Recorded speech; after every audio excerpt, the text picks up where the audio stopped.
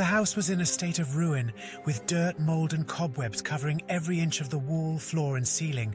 The windows were smashed, and the doors were hanging by a single hinge. It was an abandoned house, rumored to be cursed with supernatural energy. Alice, a fearless young woman, decided to explore the house. She had a strong desire to experience the supernatural energy firsthand. Alice entered the house with trepidation, but was soon overtaken by curiosity. The interior of the house was in an even worse state than the exterior. A stench of decay wafted in the air, and the creaking sound of the floorboards echoed throughout the house. In the living room, Alice found an old diary. The diary belonged to the previous owner of the house, who had committed suicide. Curiosity getting the best of her, Alice started reading the diary. The diary entries were filled with grief and pain. The previous owner had lost everything in life, and gradually a feeling of disconnectedness had set in. Her relationship with life had become fragile, and she had lost touch with reality.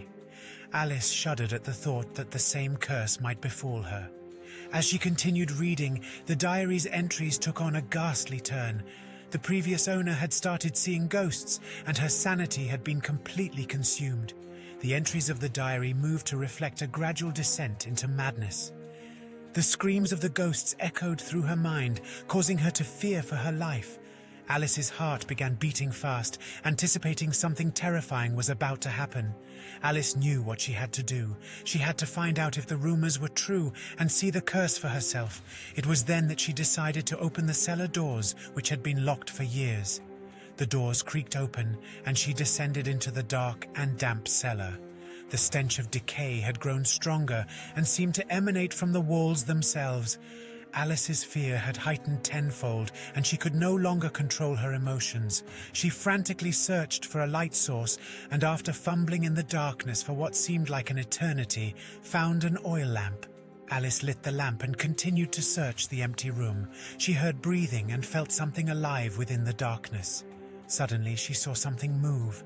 The sight of the slender, bony arm with elongated fingers rising from the darkness was enough to send chills down her spine. The creature emerged from the shadows, revealing its emaciated form. The creature stared back at Alice, revealing a mouthful of pointed teeth. Its eyes glowed red, and as Alice backed away, the creature lunged at her. But Alice was ready. With a sudden burst of courage, she threw the oil lamp at the creature, causing it to burst into flames. The creature screeched in pain, writhing on the ground before finally collapsing. Alice had defeated the curse of the haunted house. With the curse lifted, the house gradually returned to its normal state. Alice decided to keep the diary and eventually published it as a warning to those daring enough to explore the house.